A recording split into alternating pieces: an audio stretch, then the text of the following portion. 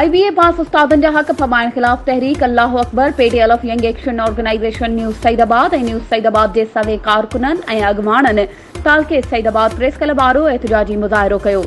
इन मौके ते मुज़ाहिरीन चयो त Tehreek Allah Akbar PTLF young action organisation news Saeedabad Pakistan जे अॻवाननि कमरदीन बलोच, सिकंदर समो, सलीम सल्फी, ज़ुबैर ठठर, कमर काका, शमसुद्दीन जमाली ऐं अहमद अली जमाली जी अॻवानी में एहतजाज कंदे दायो त अटकल 250 खां मथे न्यूज़ सईदाबाद तालके जूं सीटूं चोरी कयूं वियूं आहिनि।